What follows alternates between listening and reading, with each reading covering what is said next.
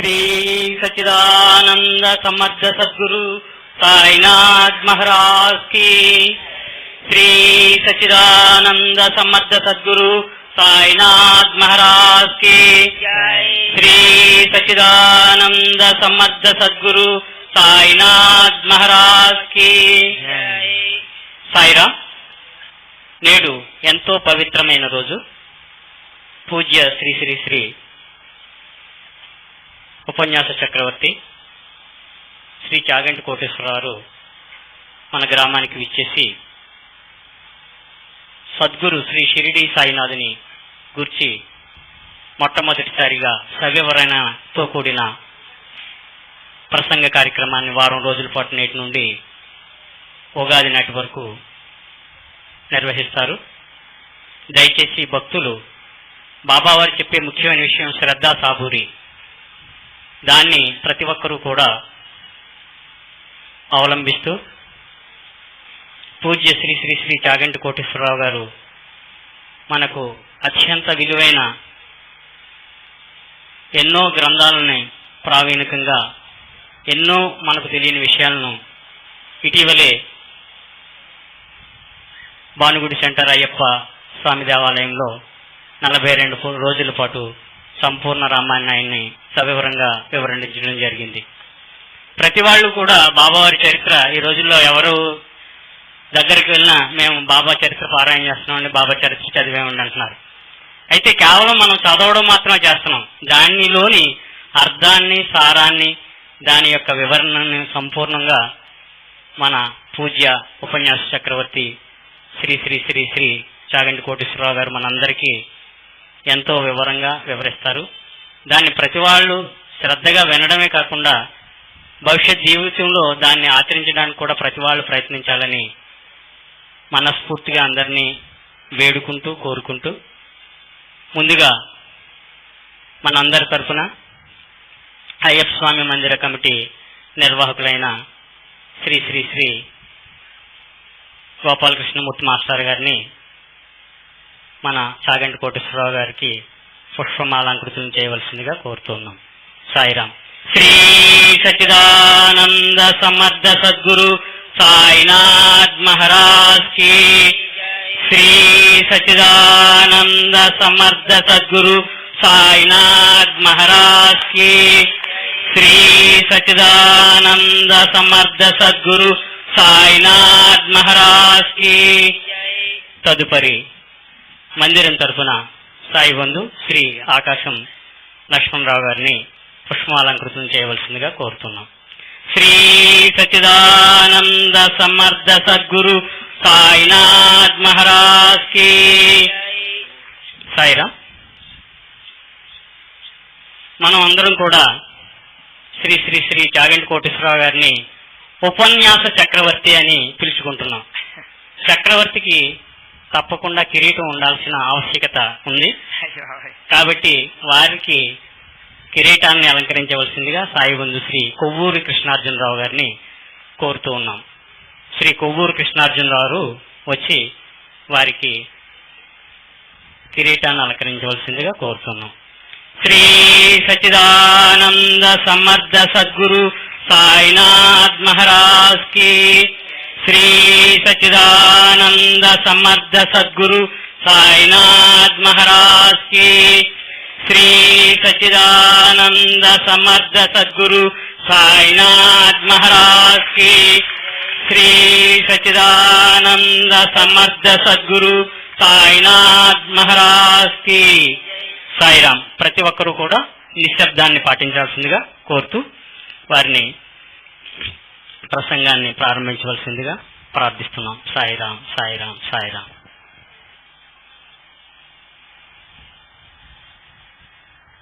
శుక్లాంబరధరం విష్ణుం శశివర్ణం చతుర్భుజం ప్రసన్నవదనం ధ్యాయేత్ సర్వవిఘ్నోపశాంతయేత్. గురుర్బ్రహ్మా గురుర్విష్ణుః గురుర్దేవో మహేశ్వరః గురుస్సాక్షాత్ పరం బ్రహ్మ తస్మై శ్రీ గురవే నమః. వ్యాసాయ విష్ణురూపాయ వ్యాసరూపాయ విష్ణవే నమో వై బ్రహ్మనిధయే వాసిష్ఠాయ నమో నమః. కూజంతం రామ రామీతి మధురం మధురాక్షరం ఆరుహ్య కవితా శాఖాం వందే వాల్మీకి కోకిలం. శృతిస్మృతిపురాణానాం ఆలయం కరుణాలయం నమామి భగవత్పాదశంకరం లోకశంకరం. వాగర్ధావివ సంపృక్తౌ వాగర్ధ ప్రతిపత్తయే జగతః పితరౌ వందే పార్వతీ పరమేశ్వరౌ. సూక్తిం సమగ్రేతు న స్వయమేవ లక్ష్మీః శ్రీరంగరాజమహిషీ మధురైకటాక్షైః. వైదగ్ధ్యవర్ణగుణగుంభనగౌరవైర్యాం కండూలకర్ణకుహరాः కవయోధయంతి. హైమోత్సపుండ్రమజహన్మకుటం సునాసం మందస్మితం మకరకుండలచారుగండం. బింబాధరం బహుళదీర్ఘకృపాకటాక్షం శ్రీవేంకటేశముఖమాత్మనితన్నిధత్తాం. మనోజవం మరుతతుల్యవేగం జితేంద్రియం బుద్ధిమతాం వరిష్టం. వాతాత్మజం వనరయూధముఖ్యం శ్రీరామదూతం శిరసా నమామి. అపదామపహర్తారం దాతారం సర్వసంపదాం లోకాభిరామం శ్రీరామం భూయో భూయో నమామ్యహం. సదా నింబవృక్షస్య మూలాధివాసాత్ సుధాశ్రామిణం తిక్తమప్యప్రియంతం. తరుం కల్పవృక్షాదికం సాధయంతం నమామీశ్వరం సద్గురుం సాయినాథం. సింధూరారుణ విగ్రహాం త్రినయనాం మాణిక్యమౌళిస్ఫురత్తారానాయకశేఖరాం స్మితముఖీం ఆపీనవక్షోరుహాం. పాణిభ్యాం అళిపూర్ణరత్నచషకం రక్తోత్పలం బిభ్రతీం సౌమ్యాం రత్నఘటస్థరక్తచరణాం ధ్యాయేత్ పరేదంబికాం. హరి ఓం. పరమేశ్వర స్వరూపమైన సభకి నమస్కారం. మనకి ఆంధ్రదేశంలో విశేషమైనటువంటి భక్తి ప్రచారం చేసి జన్మతః వారి పేర్లలో రాజు అని ఉన్నటువంటి వారు ముగ్గురు ఉన్నారు. ఒకరు పోతరాజు గారు, రెండవ వారు త్యాగరాజు గారు, మూడవ వారు గోపరాజు గారు. వీరు ముగ్గురు రామభక్తి సామ్రాజ్యాన్ని ఏలుకున్నటువంటి రాజులు. వీరు ఒక్కసారి రామచంద్రమూర్తి యొక్క తత్వం తెలుసుకున్న తరువాత వాళ్ళ పేర్ల ముందున్న రాచరికాలని వదిలేసుకుని త్యాగరాజు గారు త్యాగబ్రహ్మం అయిపోయారు, గోపరాజు గారు రామదాసు గారు అయిపోయారు, పోతరాజు గారు పోతన్న అయిపోయారు. రామరాజ్యాన్ని రామభక్తి సామ్రాజ్యాన్ని ఏలిన ముగ్గురు రాజులే రాచరికాన్ని వదిలేస్తే పరమేశ్వరుడిచ్చిన అనుగ్రహంతో 4 మాటలు చెప్పుకున్న నేను చక్రవర్తిత్వానికి నాకు ఈ కిరీటం ఎందుకు? అందుకని పరమభక్తితో నేను కూడా ఈ కిరీటాన్ని సాయినాథుడి పాదముల దగ్గర ఉంచినట్లుగానే భావించి పక్కన పెడుతున్నాను. అది చెప్పి మీరు ఇచ్చినట్టే నేను స్వీకరించినట్టే, దానిని సాయినాథుడి పాదముల దగ్గర ఉంచినట్లే.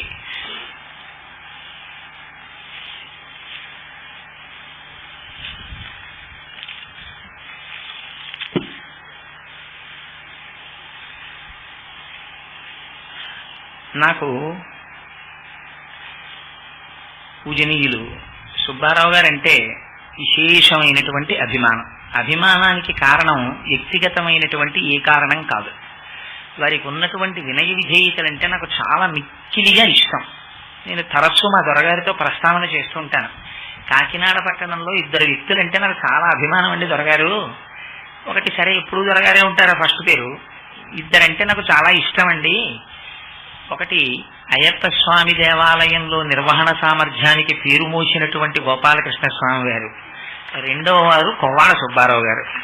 వీళ్ళిద్దరూ కూడా నిజంగా ఏ స్వార్థపరతంత్రత లేకుండా కేవలం ఒక భక్తుడంటే ఎలా నిలబడాలో అలాగే నిలబడి సేవ చేస్తారండి. అందుకే నాకు వారిద్దరంటే చాలా ఇష్టం దొరగారు అంటుంటాను.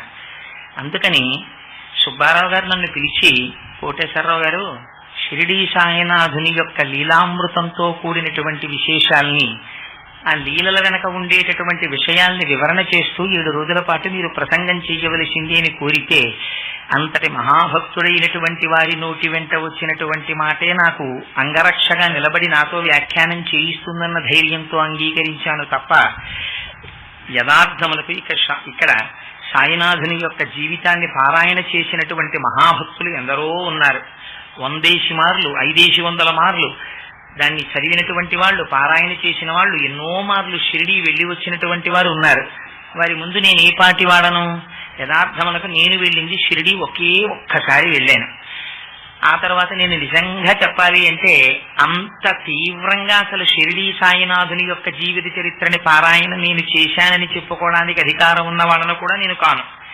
కానీ సాయినాథుని యొక్క లీల చూడండి, నన్ను కూర్చోపెట్టి ఆయన యొక్క లీలల్ని వ్యాఖ్యానం చేయడానికి కూర్చోపెట్టాడు. అందుకని సుబ్బారావు గారి మాట మీద ఉండేటటువంటి గౌరవం చేత నేను ఈ పనికి అంగీకరించాను, కానీ లేకపోతే యథార్థమనకు నేను సమర్థత కలిగినటువంటి వాడను కాను. కోటేశ్వరరావుగా సమర్థుడు కాడు.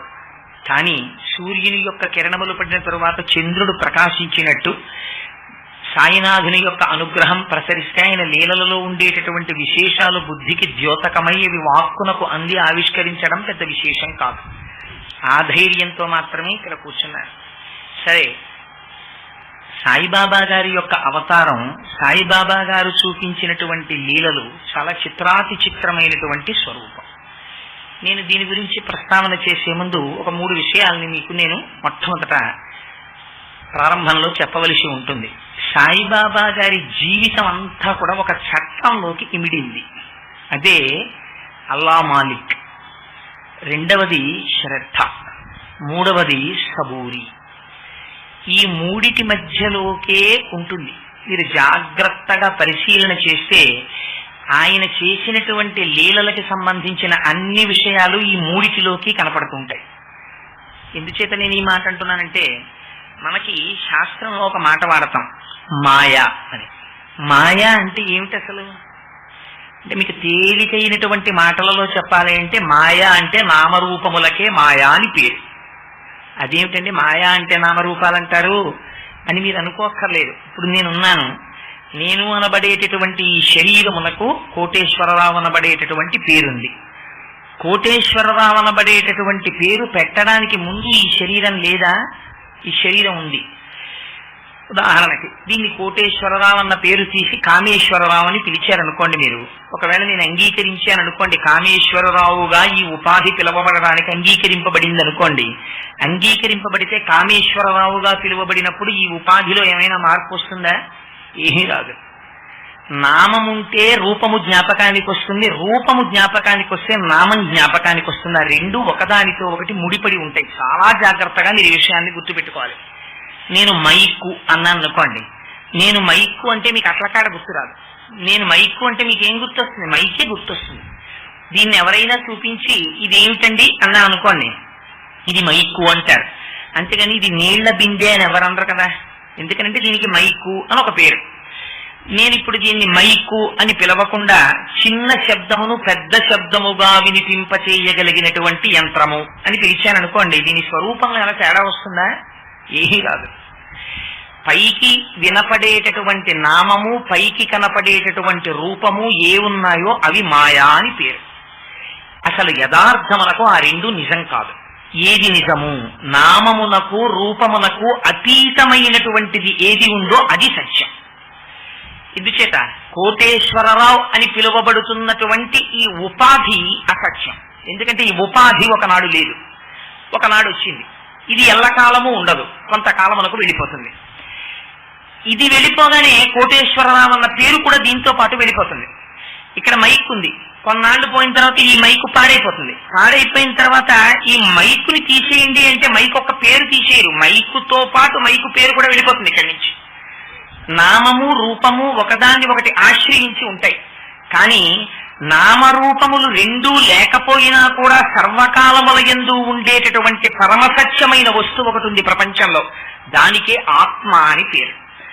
దానికి ఏ విధమైన వికారము ఉండదు, ఏ విధమైన మార్పు ఉండదు.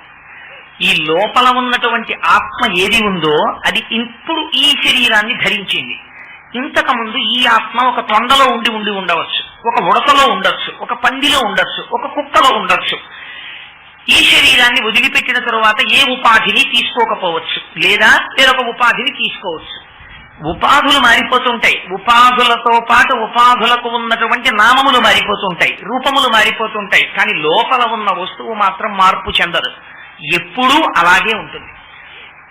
మార్పు చెందడానికి అవకాశము లేక ఉండేటటువంటి వస్తువు ఏదుందో దాని పేరే ఆత్మ. ఆ ఆత్మకి పర్యాయ పదమే సాయి. ఎందుకో తెలుసా అండి? మీరు సాయి అన్న ధ్వని ఒక చోట వినపడుతుంది. అక్షరాలుగా రాసేటప్పుడు శాసాల్లో సా అన్నది ప్రయోగించకుండా షాయి అన్న శబ్దాన్ని ఎక్కడ వాడారో మీరు జ్ఞాపకం తెచ్చుకోండి. ఊర్ధ్వమూలమధశాయి అంది వేదం.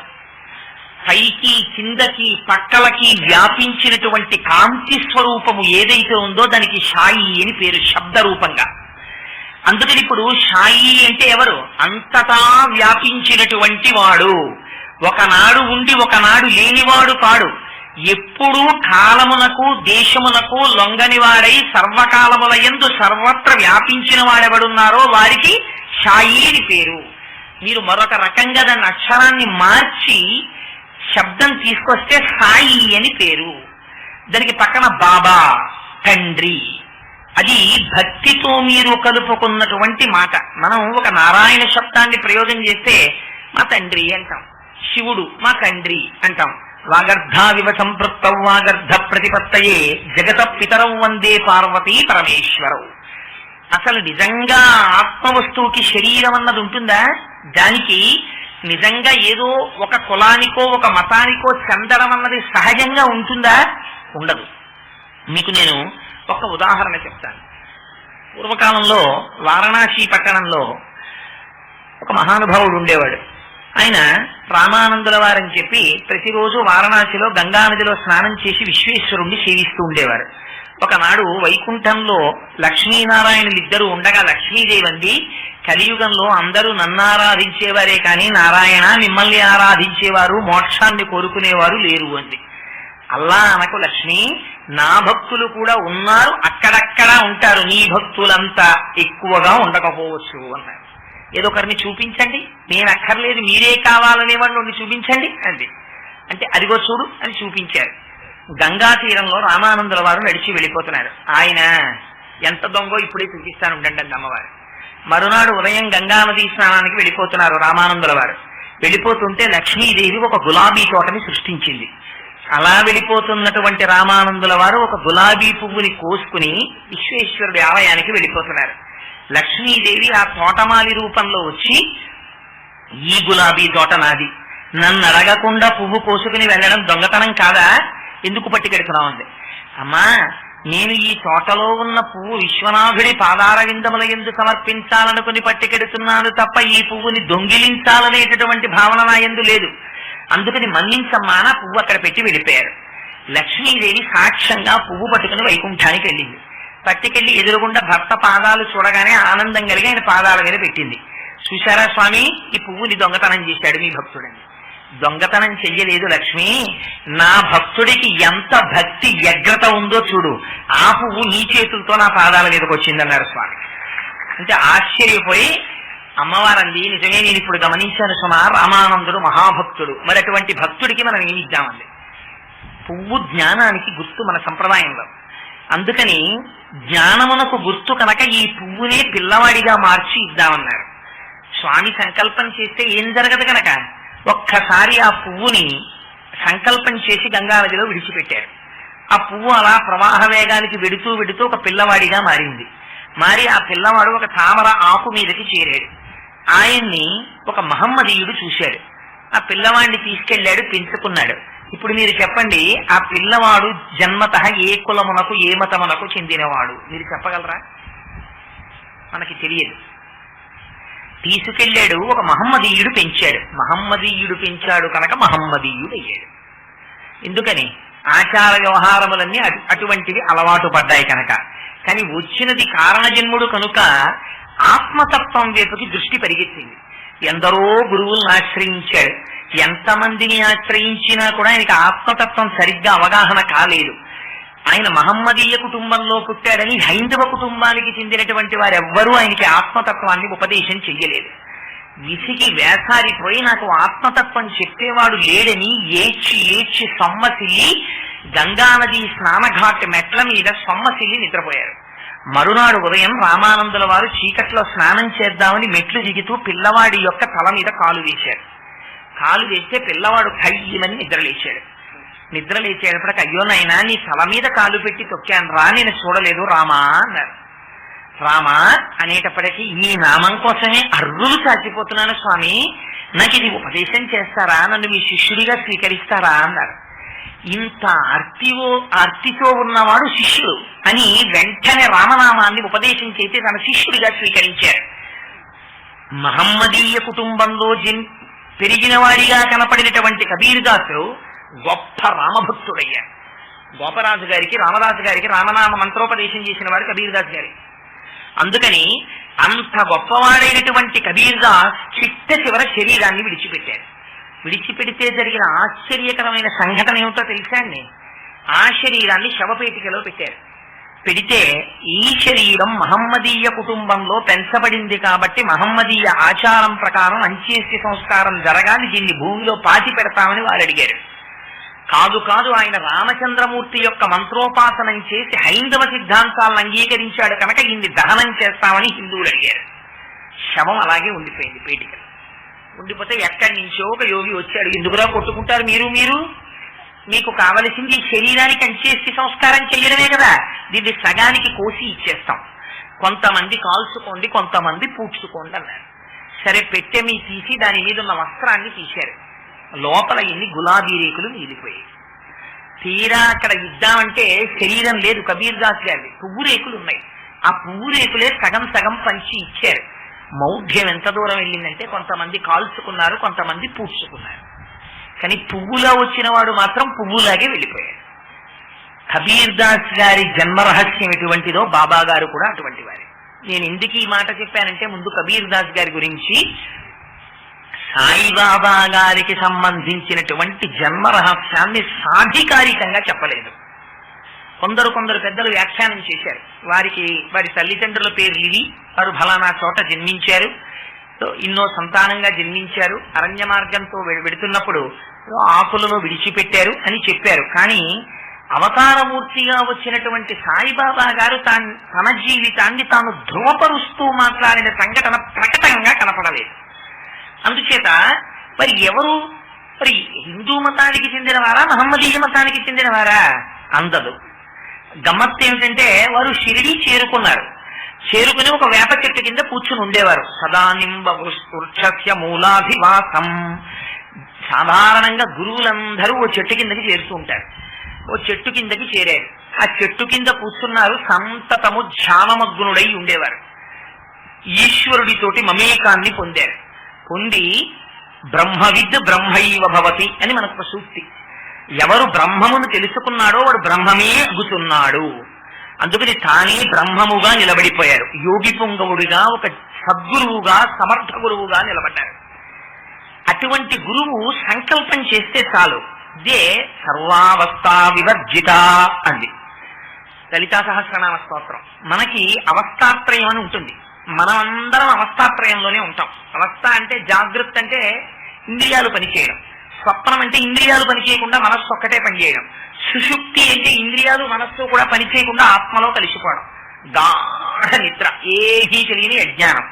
ఈ మూడింటిని దాటిపోతే తురియం ఉంటుంది. తురియంలో ఉన్నవారు ఏం చేస్తారంటే ఈ మూడు అవస్థల్ని సాక్షిగా చూస్తారు. అలా సాక్షిగా చూడగలిగిన స్థితికి ఎదిగిపోతే వారికి తురియ అవస్థలో ఉన్నారంటారు. ఈ నాలుగవ అవస్థను కూడా దాటిపోతారు కొంతమంది. దాటిపోతే ఇంకప్పుడు ఏమనాలి ఆ స్థితిని అన్నారు. ఇంకా మాకు తెలియదండి, దానికి పేరు లేదన్నారు. అందుకనప్పుడు ఏమనాలి? అది అవస్థ అనాలా అనకూడదా? అది తురియం కూడా దాటిపోయింది. జాగృతికి సాక్షి, స్వప్నానికి సాక్షి, సుషుప్తికి సాక్షి, అప్పుడు తురియం, అది ఒక అవస్థ పోని అన్నారు.